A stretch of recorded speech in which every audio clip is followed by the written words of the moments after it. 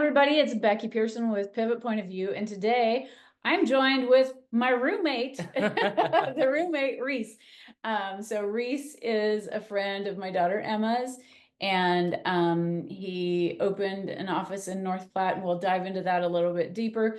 But yeah, we wanted to sit down and chat. We're going to talk a little bit about business. We're going to talk a little bit about overcoming adversity.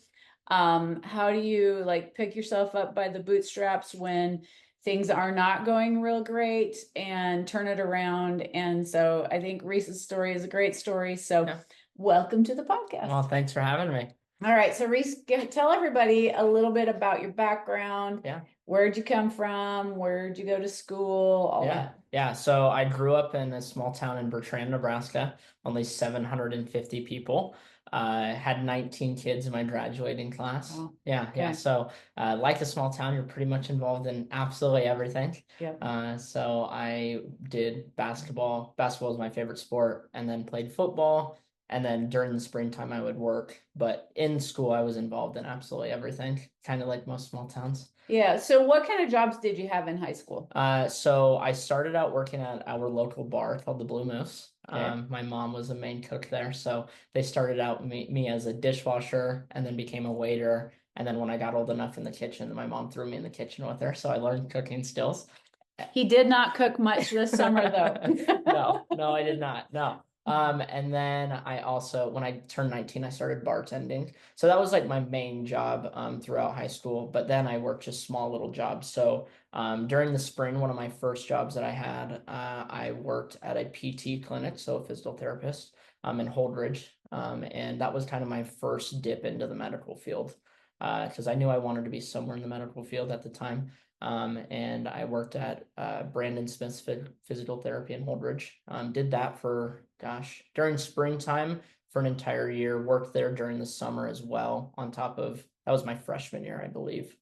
And then worked there. Decided that I was going to take a break from the physical therapist. Then I went and worked for a construction crew in Holdridge. Okay. So worked for the city on the concrete crew. That was a humbling experience. Yeah.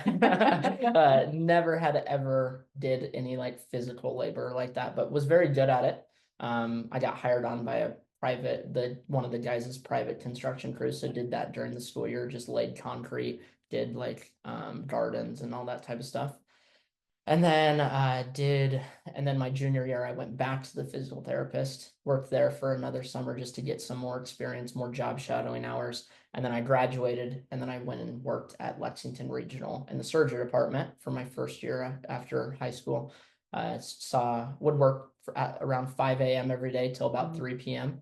and did that, and then bartended at night. So I saw a lot of amazing surgeries, met a lot of people in the medical field, watched like 400 procedures in the summer. So it was an amazing experience for when I was going to school for physician assistant. It was a good experience for me to have a lot of job shadowing hours.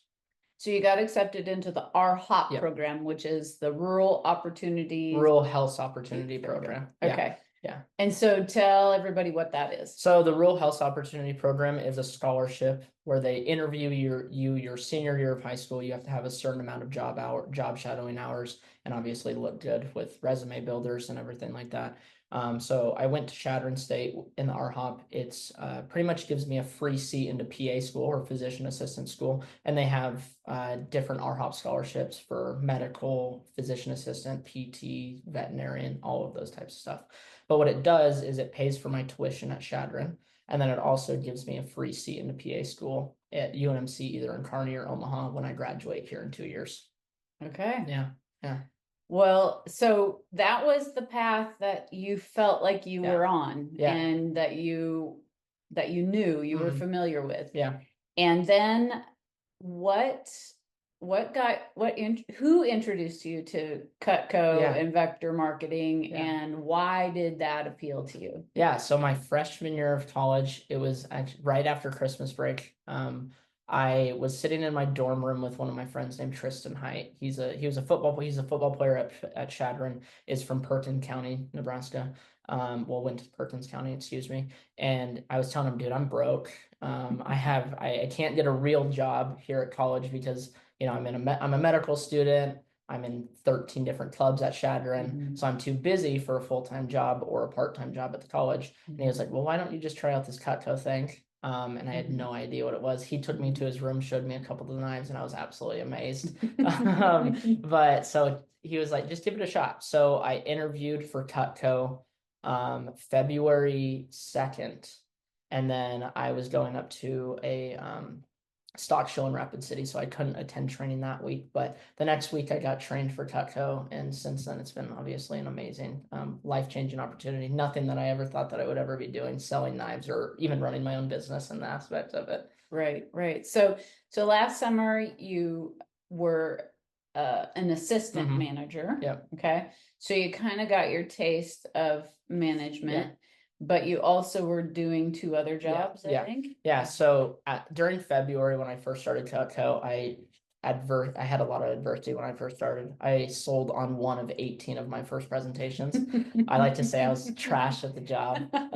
So not very good at selling knives. But I was very determined to be good. So I took a lot of coaching from my boss, Tyler, and another assistant manager, Brady Anderson. Got really good at it, sold about $35,000 in my first 2 months on the job, won a scholarship for school, and then Tyler asked me if I wanted to be an assistant manager. At the time, it sounded amazing. I thought I was gonna have time for it. But I wasn't ready to give up that position at Lexington Regional. So May, when I got done with my freshman year of college, I went home back to Bertrand and worked 3 jobs. So I worked at Lexington Regional. I would wake up around 3:30, 4 o'clock every day and go to Lexington for surgery. And then I would work till about 3 p.m. in the surgery department and then get home, do Cutco interviews from 3:30 to 5 every day. So that I had the opportunity to interview people, bring them onto the team, meet a lot of amazing people that some of them are still on our team that I interviewed today. And then as well, I would go bartend at our local restaurant from 5 to 11 p.m. most nights. So I was a busy guy last summer. Yeah. Kept you out of trouble. Yeah, it did maybe? kept me out of trouble. Kept me out of trouble. And then with that, it also helped me pay school off. And then as well, I got to go on a lot of amazing trips due to Cutco because it's so flexible. So I was able to work when I would take time off from Lexington. I was still making money when I was on my trips last summer. Yeah. So when did you decide that opening a branch office of Cutco in North Platte was going to be a good idea? Honestly, to be completely honest, I didn't ever think it was gonna be a good idea. Uh, I was it scared the living heck out of me. Why? Because it's not secure. So like I grew up in a household, and that's like a lot of other people. Go get this job that's secure. You get your paycheck that's the same every single week. And so it's business or sales has been something that I'd never done before. So it scared the living hell out of me, to be completely honest. But I would say when I kind of realized that I really wanted to open my own branch was in September. I had been thinking about, okay, what's it look like for me? What's it gonna be? So I was an assistant manager, interviewed a ton of people that summer before. We went to Olean, New York to go see our factory.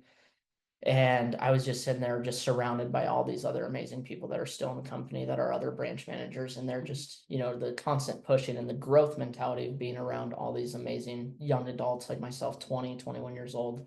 I actually sent in my letter of commitment, wrote it during the time in Olean, we were in meetings. I was writing my letter of commitment, why I wanted to run my own office. And I have that plastered in my office in North Platte. And it's like, I want to change people's lives. I want to learn management skills, learn how to run my own business, even though it's something that I'd never done before. So, and that around September was when I realized that I wanted to run my own office, but it didn't actually hit until this May that I was running my own office. So, yeah. You opened the doors. Until I opened the doors. Yeah. So, did you think that you were pretty well prepared, or were you freaking out? I have no idea what I'm going to be doing.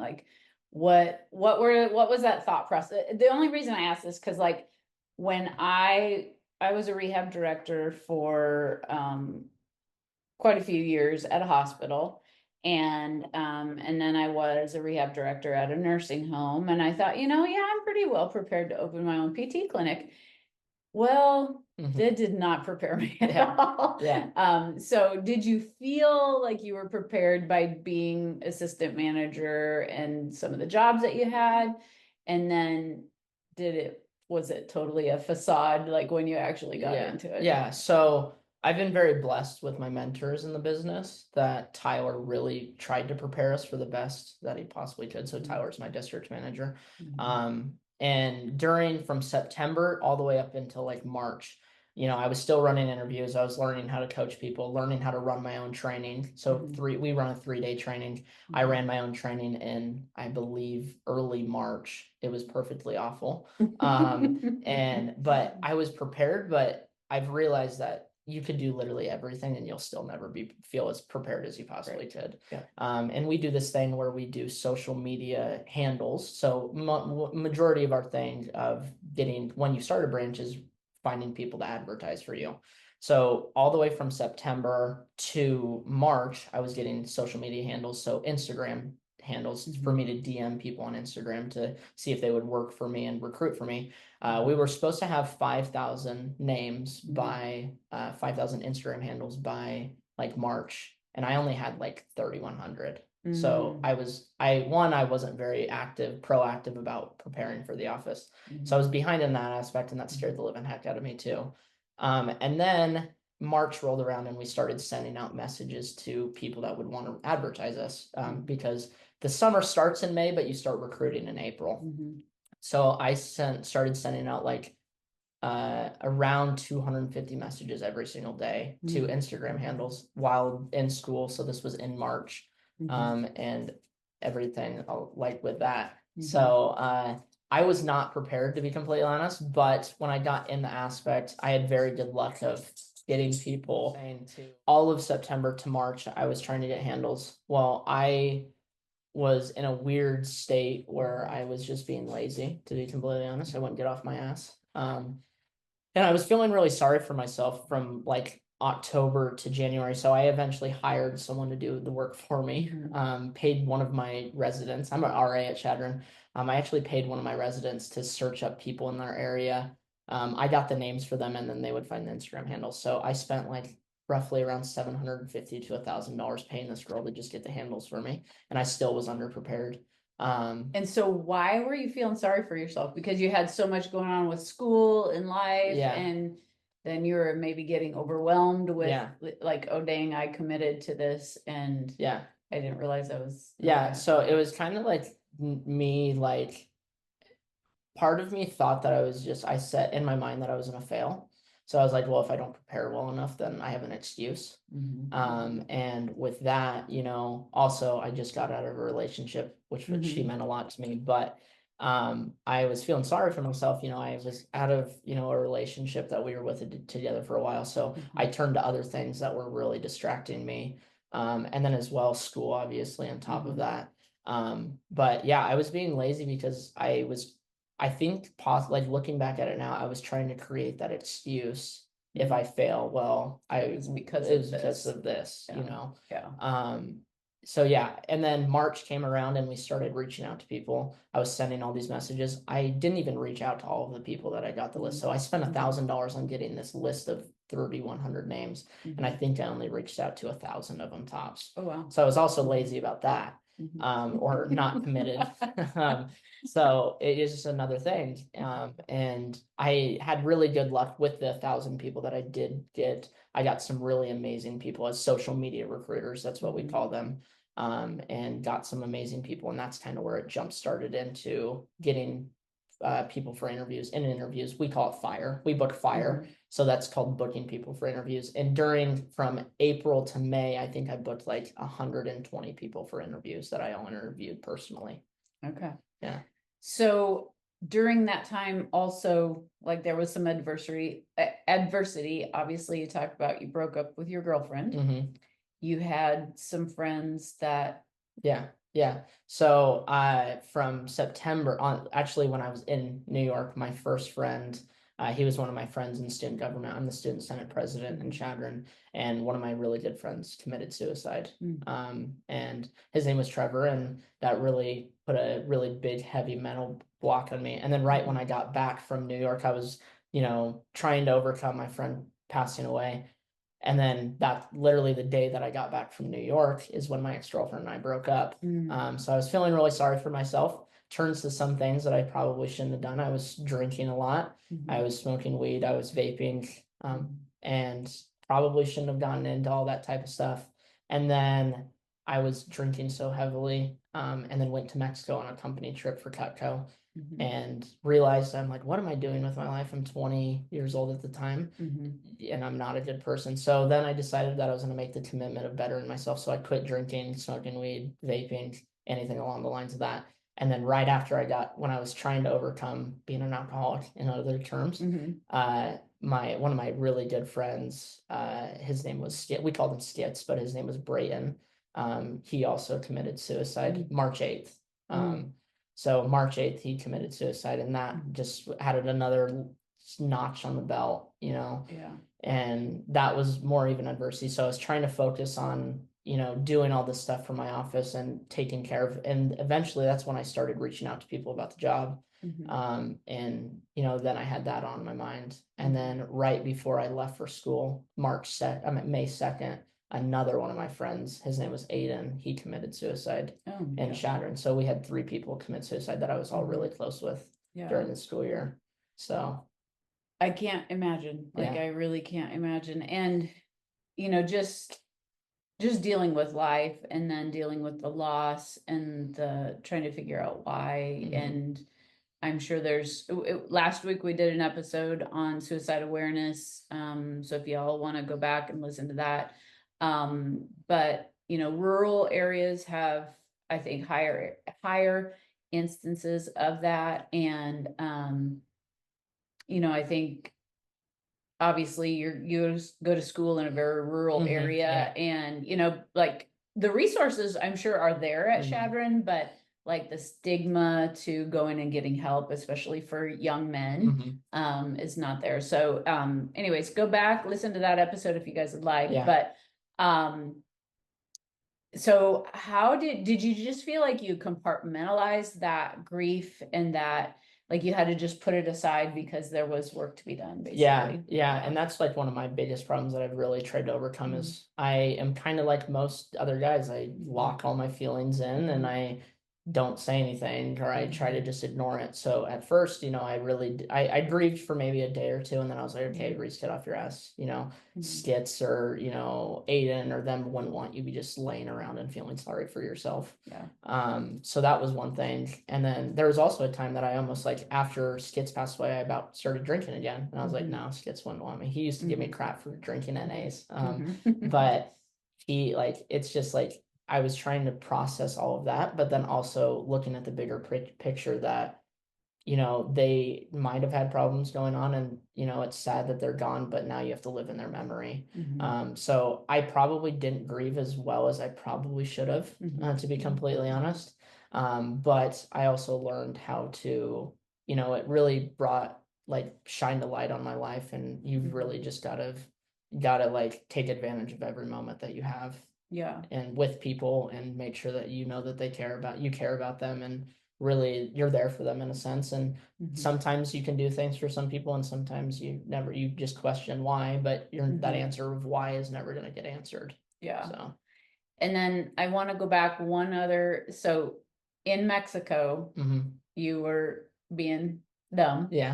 And you ended up getting a branch like stuck through your hand, basically. And when you finally went to the doctor, when you got back to the States, they said, like, this was really dumb. Like, you could lose nerve function, hand function. And was that ultimately like the big wake up call, like doing stupid things when you were under the influence? Oh, most definitely. We went to Mexico on a company trip and I mean, it's Mexico. I mean, it's like tequila is water. Tequila is like water down there. And we were headed back from the clubs off the resort and I was just being an idiot. I thought I was cool. I had an ice cream scoop. Actually, I think I was wearing this shirt, actually. I had an ice cream scoop in my pocket and I picked up some dirt with it and I was messing around and I went and chopped like a thorn bush or something. I don't even know exactly what it was. And a branch went through my hand. I have a scar there now. And it hit my bone. So it would have went all the way through my hand, but it hit my bone. And I was like, oh wow, and then my hand swelled up. I couldn't move my two fingers. And then I went back to the States, and the hospital was pretty much like, you're an idiot. No, they didn't say exactly like that, but they told me that I could have lost nerve function in these two fingers. And I was like, wow, that could have ruined, if I am going into the medical field, that could have ruined my entire career. Yeah. And that was a really big wake up call. And since Mexico, I haven't touched alcohol since. Yeah. Or weed or vaping. And Right. it was a wake up call, to be completely honest. Yeah. It was like, yeah, what am I doing with my life? I'm headed down a really bad path of life. Yeah. And you weren't even 21 Yeah, yet I wasn't at even this 21. point. I was only 20. Yeah. Well, kudos for you for like realizing that. I mean, most people don't even realize that when they're into their 50s, Yeah. And so it's something that if you realize it early enough and be able to turn your life around, I mean, obviously you can do great things. Exactly. Okay, so now we're in May and you are ready to open your office. Yeah. And you thought you had someplace to live lined up. Yeah. So a lot of crazy things happened. So from March until May, I was trying to find an office for my in-person office, and then a house. So April 17th, I made a trip down to Bertrand. I'm at North Platte, which is like a 4.5-hour drive from school. I skipped school, which I don't recommend doing. But I skipped classes, came back and looked at a house. Was already had my office lined up, but I was looking at the house. This guy told me, hey, this is yours. We're just going to show it to some other guy. You check all the boxes and it's going to be perfect for you. And then I got a call like April 30th or like May 1st saying, hey, Reece, like, we're going to give the house to the other guy. And I was like, great. Well, now I don't have a house. So I pretty much was like, great, I have nowhere to live. I'm just going to live in my office. I'm going to shower at the truck stop or shower at the gym. And I was going to be living in the office with my dog. And it was not going to be a good situation, especially, because I do agree that you need to have that safe place that you're away from work. So if I was in the office, I would have either been really lazy all summer or I would have hated my life. And then I went to Minneapolis. Cutco has this thing called the Big Dream. And I was actually talking to Emma Pearson, Becky's daughter, talking about how I was homeless and I was going to be living in my office. And she's like, well, why don't you just call my mom and see if you could live with her? Yeah. Then I called Becky and asked Becky if I could come live with her. And Becky let me come live at the house. And it's been, honestly, a blessing in disguise. Everything that worked out the way that it did, it was a blessing in disguise. I became, I mean, Becky and I have had a lot of conversations, deep conversations, talked about problems that I'm going through. And, even I did go through a depressive episode this summer. And it really opened my eyes about the living situation is one of the most important pieces of running a business as well. Well, I think you have to, I mean, you guys have great support. I give Dane, Tyler, I mean, so much credit for giving you guys support on the business side of things. And then your other co-workers, the other managers, the other branch managers, the other reps, like you guys are so supportive. Like I love how much you guys talk to each other. But still at the end of the day, I mean, when all's said and done, like that environment that you're in still really is a huge impact. And so I think, it is really important to have good, positive people around you. And, I mean, I try to always be pretty positive. I'm not always positive, but, and I don't know that if I hadn't have met you in Chicago, at the year-end banquet, I don't know that I'd have been all that comfortable with you coming and living here, but I was able to meet Reece there. He made us laugh when he tried to speak Spanish to our Uber driver who clearly was not Spanish. So anyways, I knew he had a sense of humor and, but, just having that positive influence around even, myself, like I am so energized by you guys, by, you kids, I mean, in the morning now, you guys do the Alliance, right? You get up at 7 or it starts at 7:15. Yeah. Okay. And it's Dane giving you guys a pep talk for the day because right now they're in this huge sales push. And just kind of it's great to listen to that. So I kind of get energized by that too. I'm double dip in there. I'm getting a little Cutco coaching as well. But just that the people you surround yourself with Mhm. is so incredibly important. But because so you started your office Mhm. and training, how did it start out? I mean, Yeah. So I ran my first training in March. So we'll go back to March. yeah. I ran my first training in March. I had no idea what I was doing. Like I said, it was perfectly awful, and it made me realize a lot of things. So it was underneath the Tyler's office, and at the time, to be completely honest, and sorry to Tyler, I really didn't care about Tyler's office. I didn't appreciate it as much as I probably should have. It wasn't your dollar. Yeah, it wasn't my dollar, exactly. So I was going through and running the training. I had like 4 people on, trained 4 people for 3 days. So we run an 18-hour training throughout 3 days. And I don't even think a single person in the training sold a single dollar worth of Cutco. Like nothing. It was perfectly awful. And it made me realize, okay, I've got a script, I've got to watch videos, I've got to learn how to run training and how to connect with these people on a personal level. And because I'm going to be doing this in 2 months in myself. So then I came down to North Platte, moved here. I think it was May 6th. And my first training was May 9th. And I was moving in my office, or it was Mother's Day. It was Mother's Day. I was moving in my office. And then I got a call that my grandma got put in the hospital. And I had to pack everything up. I put the business on the back burner. And went to the hospital. That I lost like 3 days there because my grandma was the best person in my life. So I put her in front of the business, came back, and then started running the business after we got back. So my grandma got better. She got out of the hospital, and Tyler ran my training from like May 9th through the 11th. I remember that because that was supposed to be a really great training, my first training of the summer. It was awful. No offense, Tyler, but I didn't coach my people well enough after training. So I think we sold like $700 that week. So to begin the summer, some people had $10,000 weeks their first week of being in office, and I sold $777. I know the exact number on that. And then after that, I went and trained my first ever training in the North Platte office, May 14th, and it was a mentality changer. It was changed everything. It was still bad, don't get me wrong, but the people in my office were my people now because these were the people that I had been I called them for booking the interview. I interviewed them personally. I did their post call, accepted them into the job, and now it was the final step. Because one thing that Dane always says is the problem with being a manager is you don't see the results for 3 weeks. So you could work your butt off all of April and May, but you will not see the results until June. And that's something that I didn't really understand at first, but now I understand it after the summer. So yeah, you were laying that foundation. Yep. And that foundation people don't see. They don't see the backside of it, the preparation and all of that.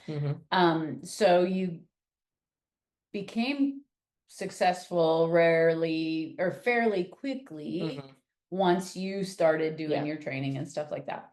I think was it that second week that you were like #1 in the nation or something? I mean, you were, yeah. So the second week of summer, May 14th through the 16th. It's kind of weird that I know these dates off the top of my head, but May 14th through the 16th. That was the first ever training that I had ran. I had some great people. It was my first ever in-person training. I had 4 or 5 people in person and about 7 people on Zoom. We ended up selling $10,072 the first week that I had trained people, and I was like, okay, wow. Like the work is it's paying off. And it was amazing. It was such a rewarding feeling that I had all these people. And then after you have good people on your team, you just continue to grow from that. So then the next week, obviously I had some good people. I lost a couple people. A couple people quit on me after. Felt a little bit of adversity. I was like, dang, I just spent 3 days worth of training for these people and they quit. But we sold 10,072 CPO or dollars in our product the first week. And then I just continued on that trend And it was kind of exciting because I know you remember this probably. Every day I would come home and be like, we're at this number, we're at this number, we're at this number. He's a numbers guy. Yeah, I'm a numbers guy. So I would sit there and hit refresh all the time, hoping that the number would magically till midnight. Yeah. Yeah. So let's go back because a lot of kids start this, Mm-hmm.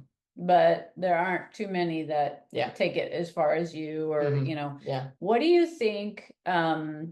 Why do you think kids start it, but then they drop out? I know there's a Yeah. lot of different reasons, Yeah. but from what you've seen this summer, like, what do you think? What do you think that is the main reason that they don't continue? Yeah, so we'll just go to the beginning. So normally the first part is filling out the application. They see this ad on an Instagram story or Snapchat story, and it's something that they've never seen before. Mhm. It says $25 base pay, flexible work remotely. Mhm. So they just fill it out. They have no idea what it is. Mhm. Then I give them a call. So on average, 1 out of every 10 people that fill out the job application will become a representative. Okay. So 10%, it's kind of a low number, but Mhm. there's so many steps to it. So the first step is calling the people. They fill out the application, then you call them. So then you're going to call them, explain what the job is in a 5-minute phone call, build a little bit of rapport with them, get to know them a little bit, and then you set them up for an interview. My number was 49% of those people that I would set for an interview would show up. So I booked 427 people for interviews this entire summer. And 49% of those people showed up. So about 210 roughly. Okay. And so then they go in and then you do the interview and still people are a little bit skeptical because once again, it's a group interview. It's something they've never done before. It's not secure. And it's selling knives. So most people are just like, okay, what is this? Like, you know, and a lot of people don't really see what it is until you get into training. So then about 50% of people that you hire show up to interviews. Show up to training.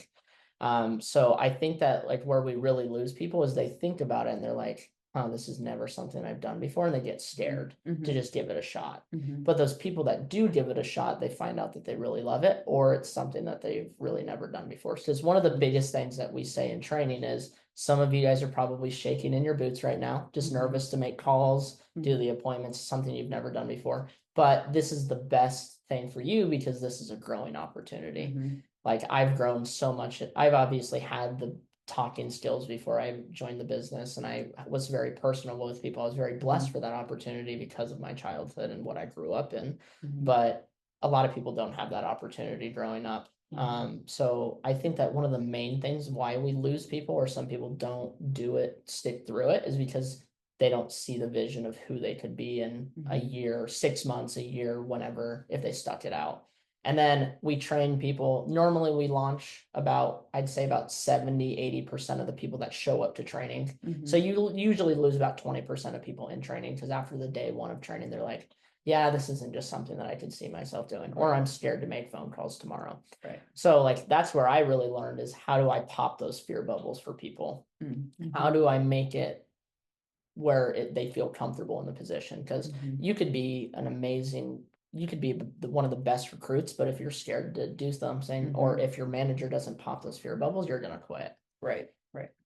So then after they go through training, then you start doing appointments. And then one of the biggest things that the problem is parents. And no hate to parents. Obviously, you have your kids' best interests in them, but parents really, like when they see the presentation, a lot of them fall in love with it because they realize how amazing Cutco is, how amazing the opportunity. But I would say there's also the other side is some people are like, this isn't something you should be doing. I don't see you having a future in this. So then that's like one of the biggest things that people say, hey, my parents said I can't do this anymore. Yeah. And I think, you know, they are expensive knives. They're very, very good knives. I was supportive of Emma doing it because I had it. My nephew sold them back, you know, 25 years ago. And so my sister, supporting him, bought gifts for us at Christmas. And so she had given me 2 knives. So I knew they were great knives. When I got married, then we ended up getting more, you know, we had a little tiny set.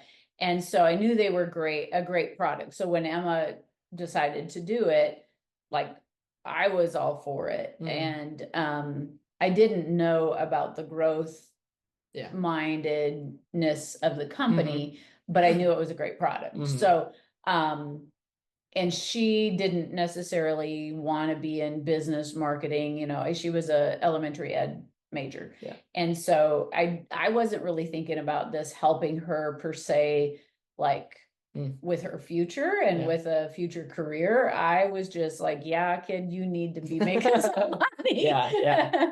And so the cool thing is she's fell in love with it, and she loves the you know, kind of like you and I've talked, you guys love building other people up, developing the reps, helping them, like you said, burst that fear bubble and overcome some obstacles and grow. And so that's the part she's really fell in love with.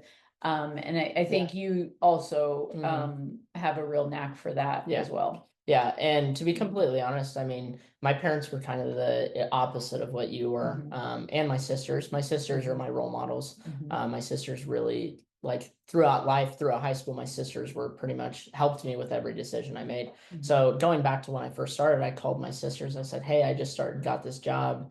It's you know, selling knives." And you know, their main response was, "Oh, it's a multi-level marketing. It's a pyramid scheme. It's a scam." And you know, this was, I would honestly say this was one of the first decisions that I didn't listen to my family, which was a weird feeling, to be completely Probably honest. didn't go over very well. Didn't go very well. Yeah, exactly.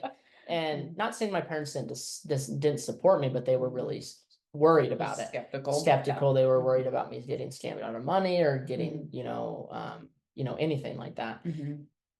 So at first my parents weren't very supportive. And my family wasn't very supportive, and you know, my sisters were a little skeptical about it. But then I did I did the opposite of what kids usually do, and I did it anyway. Gave the presentation to them, and then my mom has fallen in love with Cutco. She loves the product, and you know, like you were just saying, you didn't know how it was going to fit in my career. Like, I'm going to school to be a doctor, pretty much, physician assistant.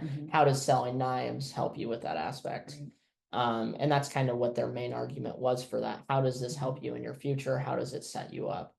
Now that I'm a manager, it's completely changed my aspects. You and I had a conversation. I was like, well, I want to go into the medical field because I like to help people and change people's lives. Well, one thing that I've learned about business and sales is you're changing people's lives every interaction you have with them. And I'll talk about a little bit about some of my representatives and how I've changed their life in a little bit. But I realized that no matter what job you do, you're changing someone's life in any aspect. And that was a game changer for me to realize that. Yeah. And I think if you take that perspective, like you know, in the medical field, it's obvious that you're helping them with their health and that, but you and I've talked about it, like it can be really depressing and frustrating to be in the medical field because you're bound by insurance companies telling you what you can and cannot do, even though you know maybe what is best for the patient, but the insurance won't pay for that. And so, or the patient can't afford it. And so you're frustrated in many regards there. But, you know, you can help people in so many other ways. And so, you know, you are helping these young adults develop their people skills, their business skills, their sales skills, and all of life is sales. Emma and I've talked about this, like whether you are selling a product or you're selling yourself in another job interview, or you're selling, you know, your company's services, or you're selling yourself as a potential mate or spouse, you know, I mean, like everything is sales. And so you have to figure out, like, to be able to communicate that, how do you relate to people? How do you really find out what they need? Yeah. And do you offer something that can meet their needs? Exactly. And so, and I think that's where, when you guys are building rapport in your appointments, like it is, yes, it's just a knife, but you know, like if they enjoy cooking more because of the knife, you know, like that means quality time at home with their kids or their spouse or whatever, you know. And so there really are, you know, great things. Are you going to change somebody's life from selling them a knife? I don't know, maybe, but you are definitely changing lives, like by building other young people. Yeah. And I love the model that Cutco has, in that they develop you young adult. Oh, yeah. You know, like you guys don't go with all this baggage that your parents and I have, you know, from working in crappy jobs for many years, Yeah. you know, like you guys go in there, you're kind of clean slates. And Mhm. so, the only baggage you bring is what other people put on you, Yeah. basically. Yeah. Yeah. Yeah, most definitely. And, you know, that is one thing is like, I always tell all of our representatives, you know, we don't judge you on what you look like Mhm. or where you're from. You know, we judge you on how hard you're willing to work and Yeah. your attitude about that. And you know, I've hired and trained 64 representatives this summer, and every single person's different. Mhm. Every person thinks differently. They have different backgrounds, they have different, you know, families. And that's really been big for me because like when I am in the medical field, every single person or patient that I walk into a room, they're gonna have different problems, they're gonna have different, you know, family history, they're gonna have different beliefs. And you know, you just have to learn how to sell yourself to each one of those people. Like I have 64 representatives and I've had to sell myself to all 64 of those people differently than the other. So Yeah. And if you don't, let's say you don't make a career of Cutco, you do go the PA route. Like we've talked about how these skills could help you could be a medical office manager. It could definitely help you if you wanted to have your own practice, you know, like there's so many applications to this. And so really you are getting your taste of business with a great support system with your district managers, your Dane S regards. Sorry, Dane, I don't know your title. DVMs. DVM, Yeah. okay. Yeah. And so like you have a great support system behind you. So you're learning that. You're not gonna find that out in the real world most of the time. Yeah. In, you know, very few organizations are as positive as and growth minded as what Cutco is. Exactly. I mean, from what I've seen.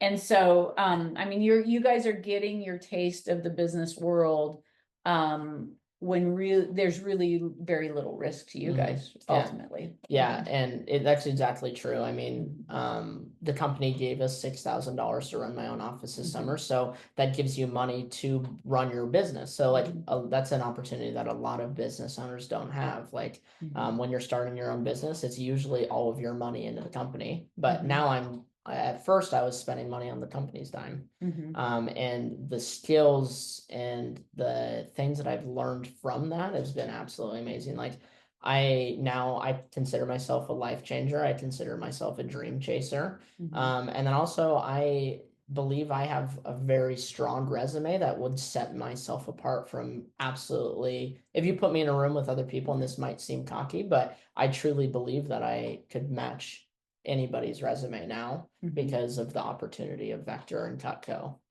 You know, it's been an amazing experience, and obviously I've had great success with the branch. But even if I didn't have that great success, that's still learning how to run your own business is a skill that you will never regret learning. Amen. Yeah, learning how to advertise your business too. Like I started from scratch. I didn't have there was 0 people in my office when I first started on May 9th. Now I have 64 people. I've had 638 applications put into my office. So that breaks down 10% usually. You hire them. And yeah, so it's like I've learned how to advertise, learn how to profit as well. You know, don't spend too much money or you're gonna go in the hole. And then as well as just learning how to grow your team. Like, you know, there's some people on our team like Isaac Ducey, for example. He had a rough start. He sold 6K in his first 10 days, which isn't bad. But then after that, he didn't sell a single knife for 3 weeks. Okay. Most people would quit by then, but I still poured into Isaac. And now he has sold $26,000 or $23,000 in the last 17 days. Wow. Yeah. So yeah. Yeah. Yeah. And then you have other rock stars. Yeah. So I've had some amazing, absolutely amazing people on my team. I've been very blessed with the people that I've been able to network with. I've had people that have sold, you know, still on our team that have only sold $4,000 or $5,000 and they're content with that. And I still push them the way that they want to be pushed. And then we have other higher achievers. Like, for example, Bailey Bell, she was my first ever 10K fast starter. She sold $10,000 worth of our product in 10 days. That was my first ever, and it felt such a high achievement. And then as well, Jalen Tetcher, she has been a blessing to our office. Her and I speak almost every night, and she sold $14,000 in her first 10 days, and now she has sold $20,000 in her last 17 days. Wow. And now all of these people in our office, we're developing them so they could be like me and run my own office. So if they wouldn't have taken the chance of filling out that application, listening to my phone call, sitting through that interview, sitting through 3 days of training, I wouldn't have been able to change their life, and they wouldn't have been able to change my life. Yeah. And it's just like being willing to take that risk, you know, like just taking that step. Yeah. And I mean, really, what are they out? They're out their time, because you guys don't ask them to purchase anything. They're just out their time. Exactly. And so, you know, to me, I think it's a no-brainer, you know. I told you this, and I told Emma, but I had a kid like message me on Facebook wondering about the Cutco opportunity, because he had seen that Emma was a representative. And so, you know, and like I had messaged back to him, like, if you want to be around growth-minded young people in a really positive environment, then it's the place for you. But you get out of it what you put into it. Exactly. And so if you want to like sit back on your laurels and not do the work, like, you're not going to be rewarded. But I think I do think you get well rewarded for when you do work hard. Yeah, and I am really seeing that now at the end of the summer. Don't get me wrong, the beginning of the summer, it was terrible. There was a lot of days that I would lay down on my office floor with a blanket over my head and just be like, what am I doing with my life? Every business owner has been through that. Yeah. So like, you know, there would be some days that I was booking people for interviews. I'd call 100 people and I would only book 2 people for interviews. It's like, why am I doing this? But like throughout the summer, so we'll break down the summer. So I went through, and in May, I had a really good May. I think I sold like $34,000 my first May, the first 3 weeks, which is great. That's a great numbers for branch. And then in June, we had a really good start. First week in June, we sold $26,000. That was my first biggest week. I had just launched a bunch of amazing people. Made $26,000, and then the week after that, we sold 7,000. So we had our biggest week in the summer, and then we sold $7,000 right after that. And I'm like, what just happened? Like, we just had our best week in the summer. We were during our SC1, which is our sales conference one.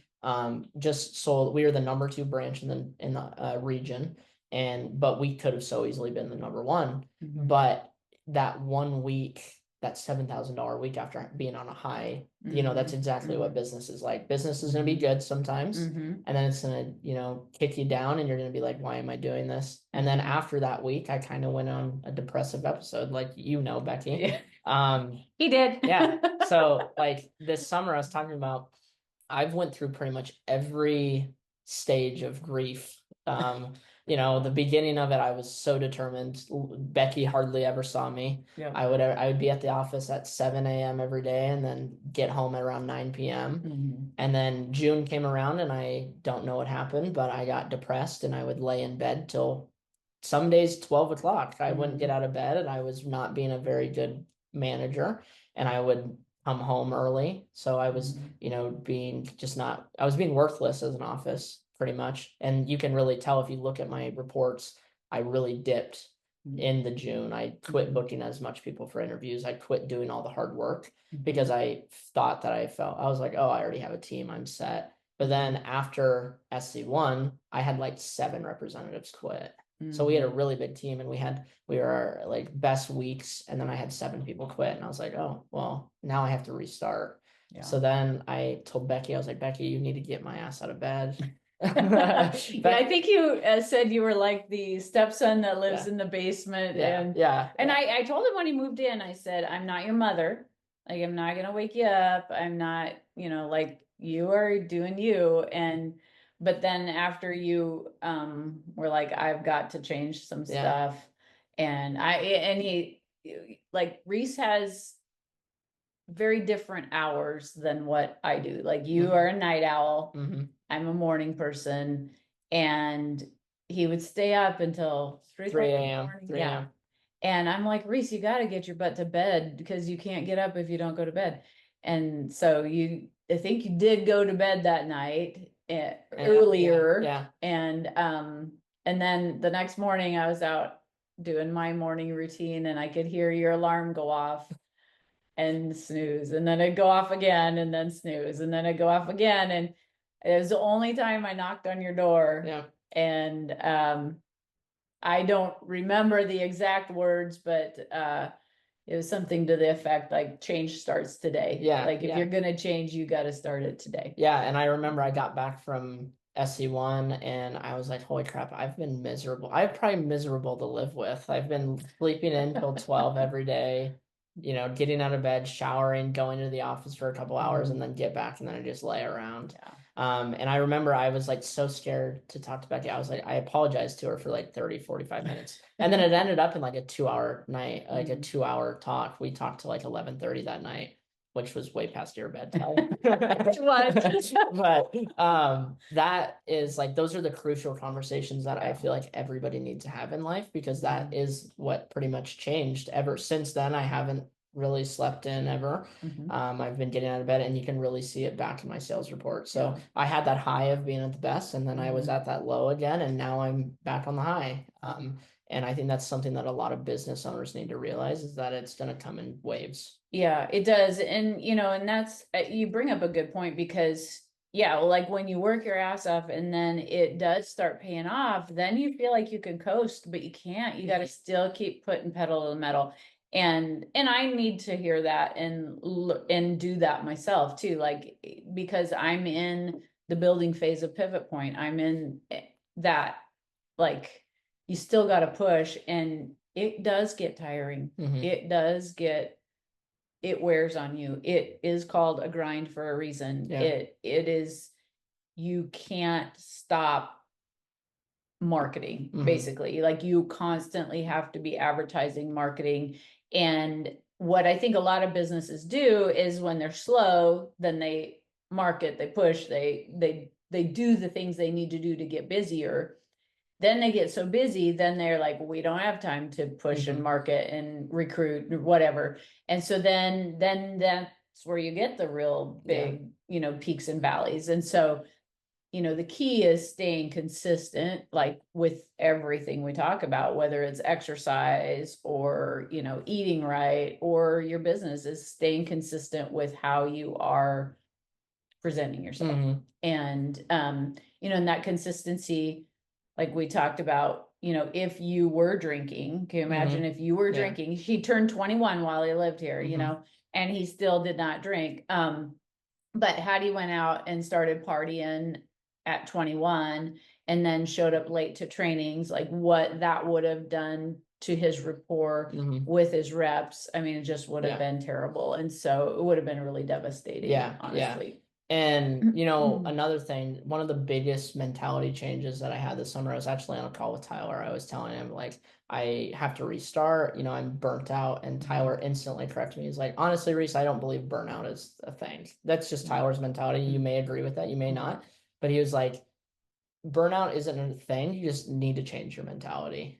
And that kind of like clicked in my mind. And that's like one of the things you were talking about, Dane and Tyler's support. Like I wouldn't have been able to be here without Tyler. I tell everybody that because he obviously coached me into the person that I am today. But I just realized that I'm only doing this for 3 months. Why not give it your all? Right. Like what's in it? Like if I don't give it my all, I'm gonna look back at the summer and be like, darn, I should have been better and I can't change it then. Yeah. So after that conversation, obviously we had our conversation. I was kind of checking all the boxes and it made me realize that I needed to get my crap into gear and push again. So then I believe like roughly the end of May, I started pushing again.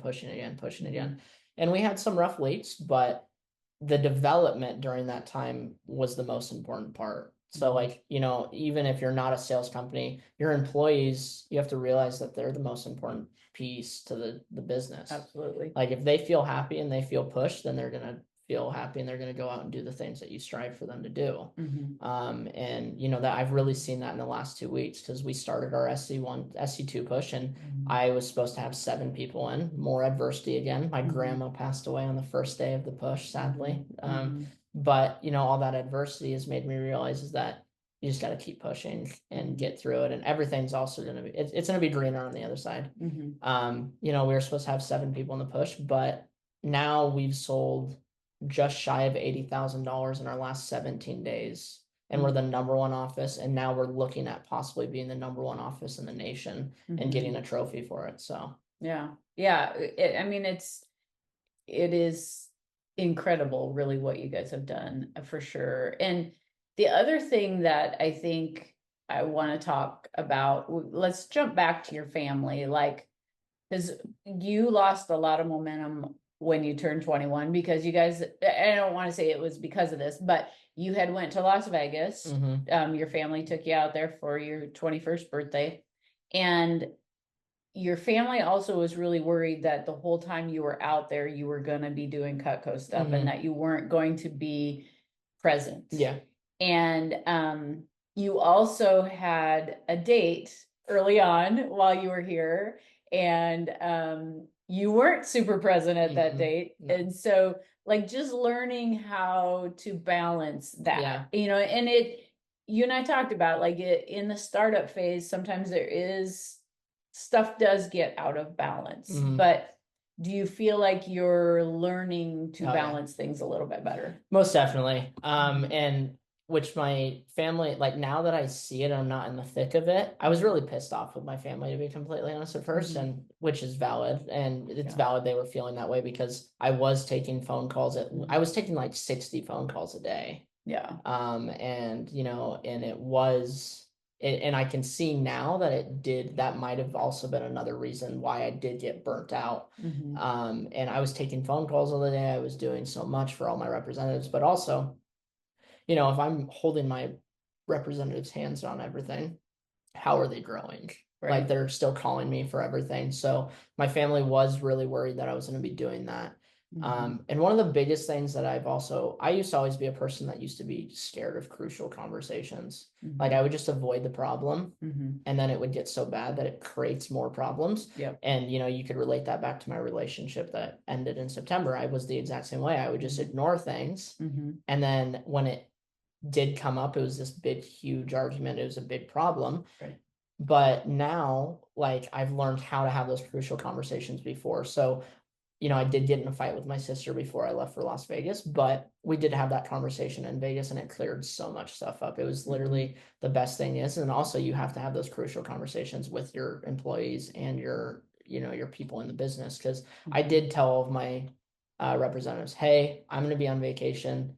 I might be able to take a phone call here and there, but just call me at the end of the night. We'll go through the day. I'll coach you up then, but I can't call you after every single presentation. And it was very good for me as well, because I learned that I really need to take advantage of those times that I am, like the vacation. I got to spend so much time with my nephew and so much time with my family. And those are memories that will last a lot longer. Like, one thing that I've realized, especially with the company, is I'm going to remember the memories that I made during the summer more than I'm going to remember how much money I made. Like, the memories will last forever. The money's going to be gone in 3-4 years or however long. So learning how to balance that and have those crucial conversations is made me better relationship with all of my family. Because at first there was a while there that I was really worried about. I was creating problems with my family, and I feel very bad for them because I put them in that situation. So I had to learn how to have those conversations with them about, hey, this is what it looks like. I hope you understand.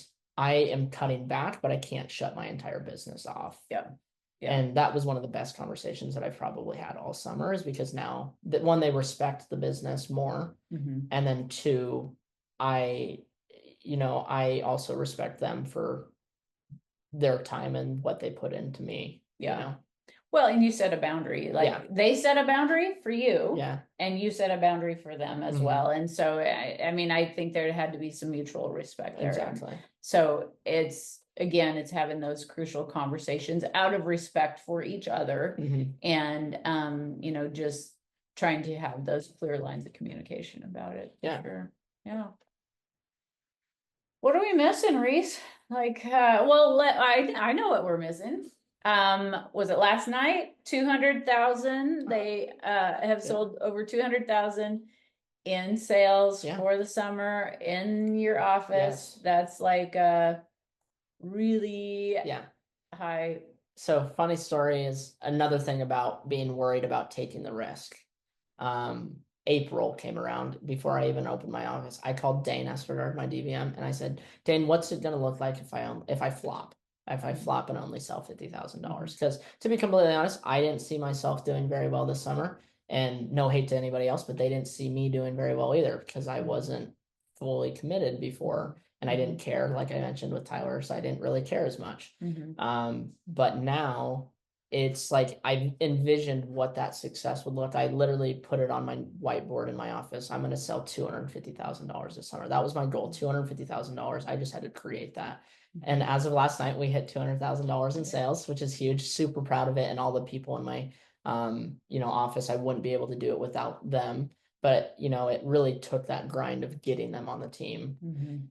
So yeah, I really don't even have it's like a surreal feeling, but I also have all of August, so the job's not finished. That's kind of my mentality. You can quote Kobe, Brian. You can quote Kobe on that, but job's not finished. I think Jesus said it too. Well, he at the end, you can say it is done. Yeah, it is done. Exactly. Yeah, I can quote God, Jesus after the summer, but for me, it's just like I've changed my entire mentality. Like if I would have hit $50,000 before, old Reese would have been content with that. Yeah. But now I've hit $2,000, and don't get me wrong, I'm very happy about it, but I'm not happy with it. Like I want to see more. We're not done. We have another month of our office, and I'm super excited to see what it's gonna look like at the end of the summer. Then I can be like, okay, wow, I just did that.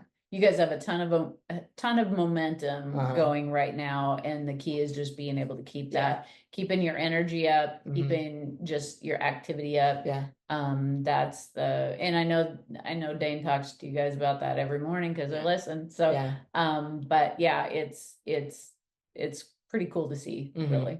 Yeah, and after I was journaling last night, and I was really just thinking about it. It's like you have to have a goal of what you want to reach, and or dreams. Like we're big dream people, the dreams list and all that type of stuff. And I had a dream of being a top office this summer. And if I would have been, I'm just going to be a mid to average branch and sell $100,000, I don't think I would have ever had the mentality to be where I'm at today. And even if it's not considered secure, you can create it to be secure. Like this job I've seen the possibilities of it being secure. There's so many options and so many people. So if you are considering like a job in sales, like you said, it's what you put into it. And a lot of people are going to give you crap or tell you it's not secure and your paycheck's not secure, but it's secure if you make it secure. So take the risk is what I would say. Yeah, your effort really does pay off. And I really feel like in just about everything you do, if you put the effort in, it will pay off.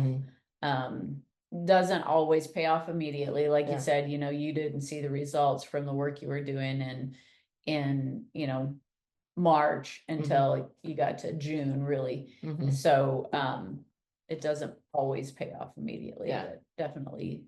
I mean, it's kind of like working out. Exactly. It gives you a good feeling because you did it, but you don't really see the results until months later. And that's been a big game changer for me because now I can really reflect on the summer. And when I do this again next summer, I have experience of what it was like this summer, and now I can only better myself. And that's just the thing is, as long as I can continue to say that I'm growing every single day and I'm getting better. Don't get me wrong, there's going to be rough days. There's going to be days that you're like, I don't want to do this anymore. But that's life. Exactly. And one of my biggest dreams is, a lot of people might not agree with this, but I don't want, we've had this conversation. I don't want to get stuck in the 9 to 5. Blink and I'm 40 years old and be like, what did I do with my life? So I would rather really grind now while I'm 21 years old and I have the opportunity to make those mistakes than when I'm 40 and try to get back into it and not have the opportunity to make as many mistakes. So a lot of people that listen to this podcast are Western people. And so Clinton Anderson, have you heard of him or any? Mm-mm. Okay. So he is a vulgar Australian. He's really pretty Oh, fun to okay, listen yeah, to. yeah. Yeah. So he talks in his podcast, like you have to work your ass off from 20 to 30 and really up until about 40. So then you can kind of coast then from 40 on. Yeah. You know, like if you work your ass off early on in life, it'll make the latter half of your life a lot easier. But what a lot of people do is they screw around the first part of their life from 20 to 30 to 40. And then they all of a sudden are like, oh crap, now what do I do? You know, like now I have to work until I'm 70 years old because I haven't done what I need to do. Yeah. And so, yeah, I mean, I think if you can figure out that part of it, and put the work in when you are young and you have the energy, like it'll set you up so much better. Like I'm 52, like I don't have as much energy anymore, quite honestly. Like I still try, but honestly, I don't. Yeah, I just don't as much as you guys in your 20s. Yeah, and it's never too late to get in the opportunities like this, but the best time to get started is now. Yeah, absolutely. Yeah. The best day was yesterday, Mhm. but the second best time is today. Yeah. So, absolutely. yeah.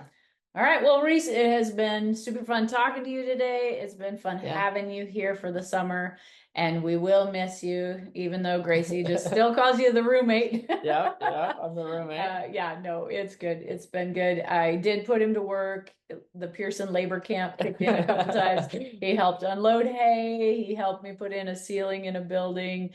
So yeah, your construction. Construction roots came back. Yep, that's right. You have to be a little bit of a jack of all trades, and Exactly. a little bit of manual labor every once in a while doesn't hurt. It kind of then makes you appreciate a desk job a little bit more. Exactly. So yeah.